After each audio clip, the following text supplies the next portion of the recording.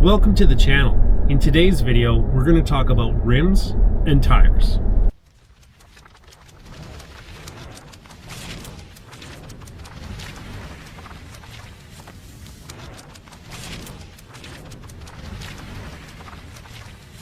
Big wheels are the dumbest thing I've ever seen on a Wrangler.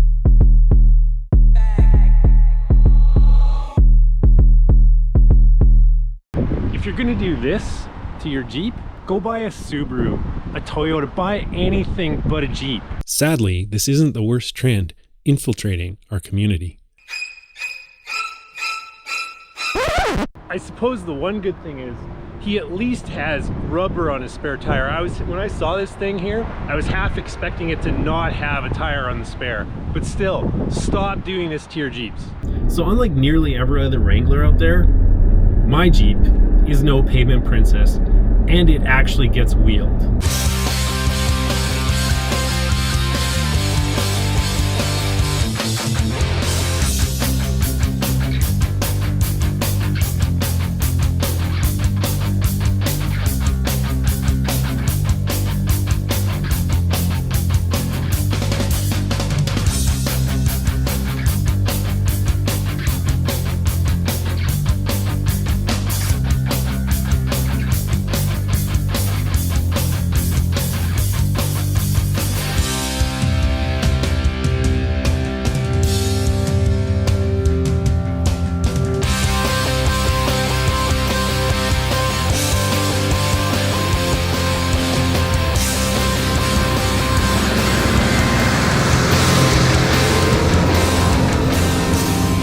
When buying your tires, there's one simple rule that you need to follow, regardless of the tire size. Typically, you want to have a rim size that's half the diameter of your tire. So 35, the perfect rim size is like a 16, a 37, 17, a 40, you can get away with a 20. But I think to keep things simple, you should just run a 17 regardless of the diameter. For wheeling, the taller the sidewall, the better. The reason you want a tall sidewall is for when you air down.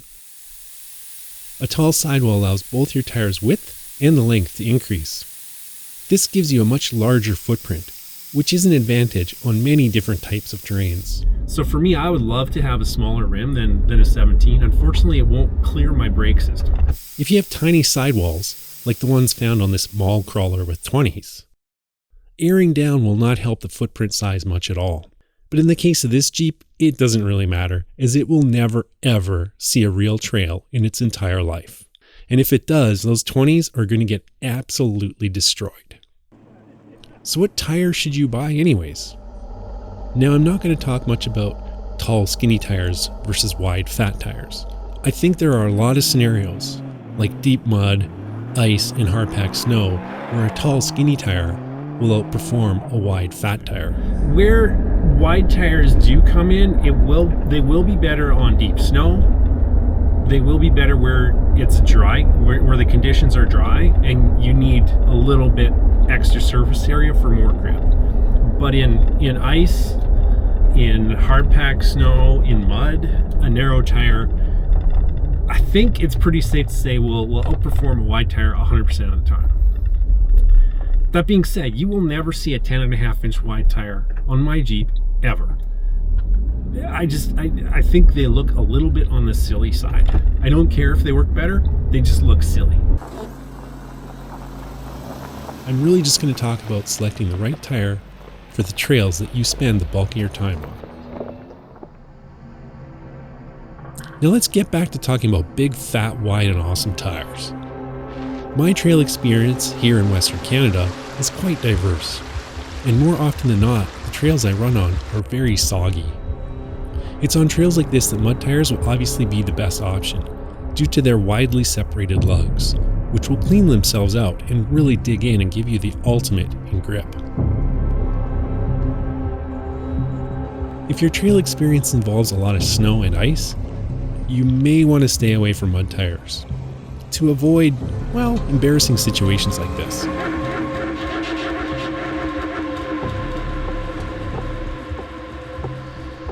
My trails don't usually involve a lot of ice unless we have a very mild winter, and most MTs have sipes, deep sipes, which will help them out a lot on conditions like this.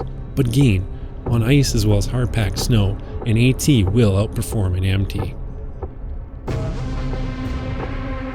Where ATs and those tall skinny tires fall off is in deep snow.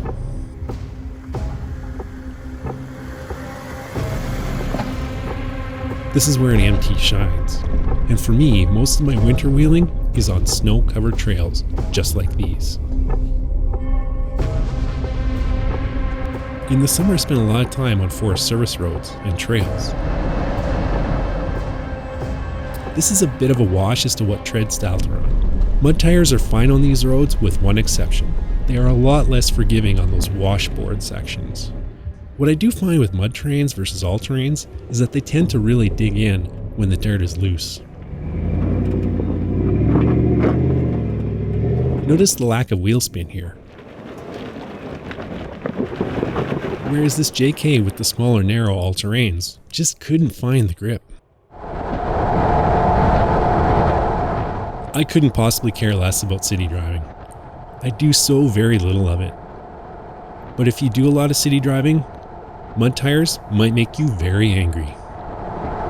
But it really comes down to what your expectations are from a tire and what your conditions of use are. Because of the conditions that we have here, I have opted to go with a mud tire. And the mud tire I have chosen is the Yokohama Geolandr MT. I really like them. I'm super happy with them. They are the loudest mud tire around town that I've ever owned, but I don't care. The trail handling on these is phenomenal. And what's really interesting is they have an extremely deep sight. And typically mud tires, well, they really suck on hard-packed snow and on ice. The Geolandrs actually work pretty good. Still though, you really have to look at what kind of conditions you're running on before deciding upon a tire. I don't think there's a blanket statement that can be made on which style tire you need to run on your off-road rig. You really have to look at the conditions that you're planning on running on the most and gear up accordingly. One last thing I'm going to talk about is wheels. If you're going to do a lot of off-roading, I would avoid chrome or polished wheels. Out in the wild, they're going to get really banged up really fast. That's why I run ProComp steel rims. Steelies for short. And at $130 a corner, I don't care if they get damaged or need to be replaced. They're not going to break the bank. And if they do happen to get a little scrape, it's super easy to fix. I just mask it, sand it, clean it, and spray it.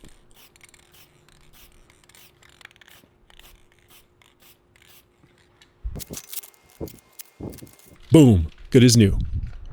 As far as beadlocks go, if you're doing a lot of challenging trails, get a set.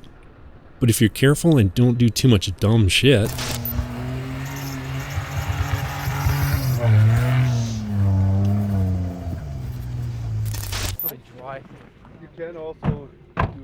you can run 10 to 12 psi on a standard rim very easily.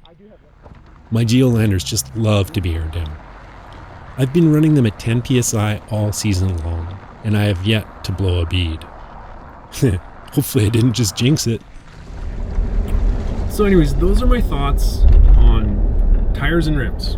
Well, I hope it makes your tire decision a little easier. You know, that maybe puts the debate for mud terrain versus all terrain to rest for yourself. And I certainly hope that none of you go out there and make the mistake and you know, think you can wheel with 20s. It just doesn't work that way. So if you did like this video, please give me a like and maybe leave me a comment or two. Let me know how the channel's doing. If you have any suggestions for the channel, just drop them there. And don't forget to subscribe. And maybe, just maybe, I'll see y'all out on the trail. I'm out of here.